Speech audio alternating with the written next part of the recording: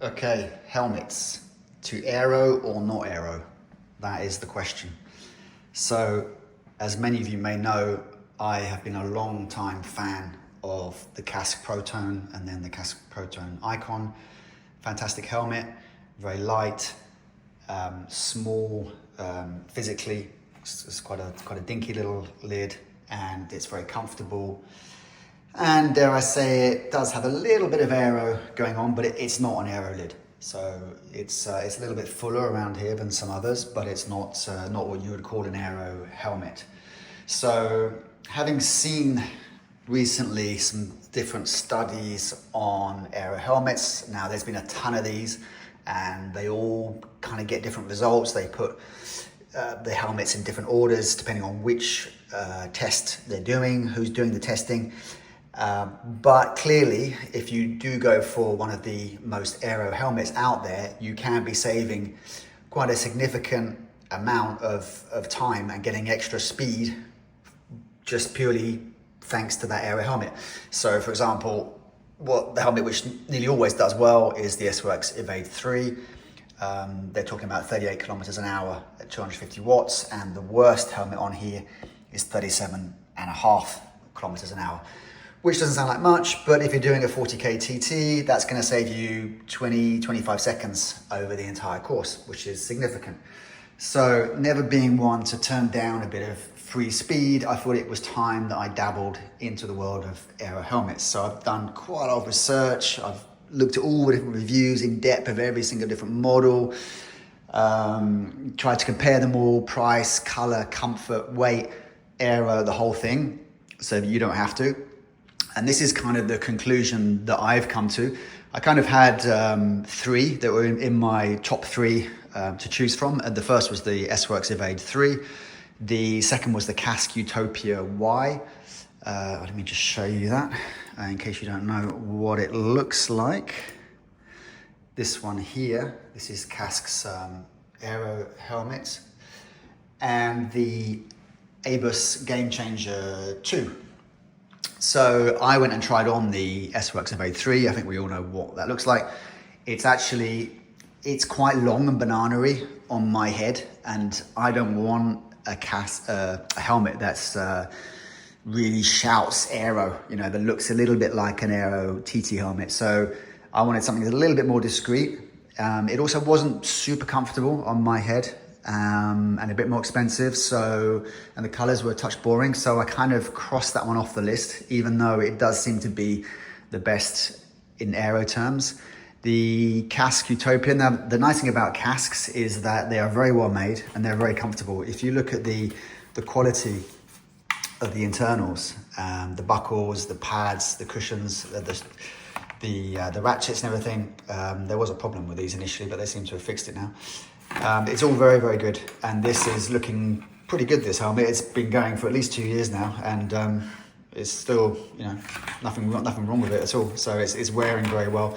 And I looked at the Kask Utopia, and that also was excellent quality. So no problems there. But in the end, just when I tried it on my head, it wasn't quite the same as this one here. Now, it was similar, and I would say that the Abus is not quite as nice really inside. The padding is a little bit thin and cheap, but it does nonetheless feel comfortable. I think the main thing really is that your head fits the shape of the helmet, and then you're pretty good to go. Afterwards, the cushioning is a nice thing to have, but that's not the most important thing. So this does feel fine on my head.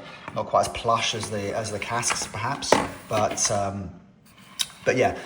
And it's not really, in that test I just showed you, it's not up there with the best in aero terms, but I think these tests are very subjective in terms of how they're doing them. And also with these aero helmets, they tend to be quite long. So, you need to get the positioning of them just right, bang on like that, straight into the wind. Now, the moment you kind of tip your head up like this or from side to side like this, the aero kind of goes a little bit out the window. So it depends, very much. If you're just riding dead straight with your head dead straight all the time, not moving it, rigid position, then great. But if not, then you could be suffering in aero terms. So I wouldn't, take those tests as gospel. I mean, I think basically the main thing with an Aero helmet is that you don't have too many vents, and you can see here that there really aren't that many. The air can flow nicely over here, and just has a smooth run from the top to the back, and it's a little bit longer, and it can escape out the back like this nicely. Whereas this sort of helmet is intending to catch as much air as possible. So you've got all these vents which are trying to catch as much air as possible to cool your head, which is great in the summer, but it's obviously going to have a little bit of a parachute effect and slow you down. And obviously the final clincher was that in these colors, I mean, you couldn't get a much better match for the bike than that, really. It was a bit of a no-brainer in the end, picking those colors when I got this bike. So it does go pretty well. And yeah, so far so good. The only other option out there, and I did consider quite strongly, was this Kask Elemento, which is supposed to be quite a bit more aero than the Protone. Now, I don't really see it, to be honest, that it's that much more aero, because you know they are fairly similar, and this helmet is also very expensive. It's hard to find discounted, and it's really too expensive for what it is. Very well made, very nice cushions, top quality, but I didn't want to go for more of the same, really. I wanted an aero lid. So this is not an out and out aero lid, no matter what they say. So I passed on that. I did actually have, I've never had an aero lid, but I did have a little foray into the world of aero helmets many years ago. I think it was probably at least 10 years ago, with one of these. I don't know if anyone remembers these. It had a magnetic visor you could clip on and off, and I would say that's actually quite an aero helmet. An air attack, a gyro air attack, but it is a little bit comical when you're just riding around town with the visor down, looking like Top Gun. So that one didn't last too long, but nonetheless, a good helmet. So the thing to do now is to get out there and try and do some testing to show whether or not this helmet really is faster or not. Okay, so for the aero testing I'm going to be doing, I'm going to have two positions, upright and aero tuck, and obviously I need to try and replicate those consistently as best I can throughout all the tests. The upright position will simply be hoods, locked elbows, looking straight ahead, head as straight as possible. I think the helmet is slightly inclined forward, but that will be the position, the upright position for all the tests. And then getting down into the aero tuck, we're going to be in the drops, and I'm going to rest the chin on the bar as close as possible, like that, just hovering or touching the bar and looking forward as best I can. And you can see the helmet is slightly more inclined forward. It's not quite straight as it was, but this is going to be a sort of racing tuck sort of position, and we'll see how that goes. Right, so this is where we're going to do the testing. This is basically what I call a Big Dipper. It's a fairly steep 7 or 8% initial descent down a cycle path, and then you can see in the distance it starts to climb gently. So you actually hit over 50 kilometers an hour at the bottom. We'll see exactly what it is, but it's at least 50. And then you just gently lose speed as you come up the other side. And so I'm going to start in exactly the same position. Literally just step on the bike and let it go by itself, zero pushing on the pedals. And when I get to the far side and I stop, I can track stand as long as I like, so I'll just let it come to a stop, and as soon as it stops I put my foot down, and that'll be the mark where it finishes. Now there is a slight wind coming from the east, which is a headwind towards us, which is actually quite good because it will accentuate any aero effects, so that's cool. So let's go on with it. This is test number 1. This is the Abus Gamechanger in upright position. Okay, next we're going to do aero tuck position, Abus Gamechanger. My trusty backgammon marker point where I stopped. This was in the tuck position, fair way up the hill. And I'll just show you, anyone wants to understand a bit about aero and non-aero positions on the bike, let's go and find the initial marker, which was in the sitting upright position. Shout if you see it. It's somewhere around here. Where is it? There it is. So that is a good 30 meters difference. First upright test on the Kask, and I'm quite surprised because, where is it? There. That is the equivalent test on the Abus. And we are quite a significant amount further back. I'll measure that in a minute, but we'll put this here. This is the brown marker for the Kask. Let's try the Aero position on the Kask and see how that goes.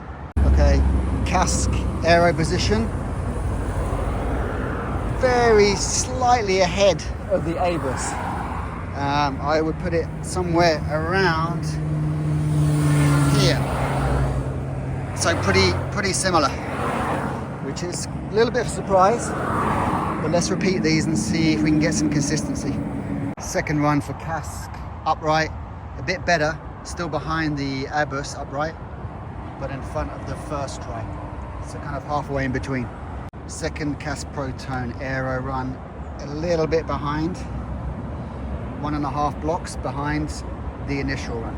Second run, Abus Gamechanger improved on the first by 2 and a bit blocks. So a bit better and significantly better than the Kask, which is down there. Okay, good second run for the Abus Aero. The previous two are just there. So we are 1, 2, 3, 4, 4.5 blocks ahead. Okay, so there's the results. Not the most scientific testing in the world, I would admit that, but it does nonetheless show that the Aero helmet was significantly and demonstrably and consistently in front of the non-Aero one in what was a relatively short distance. So it does show that it's worth having. The weight penalty is going to be anything between sort of 30 and 80 grams. In this particular case, for me, it's like 40 grams, which is worth having. And then the other consideration you just need to bear in mind is the ventilation. So for a Mallorca summer, I would not be using the Aero helmet. I would go back to the Protone. But as it starts to get a bit cooler in the shoulder seasons, then I think the Aero helmet is definitely the one to, if you're looking for that little bit of extra speed.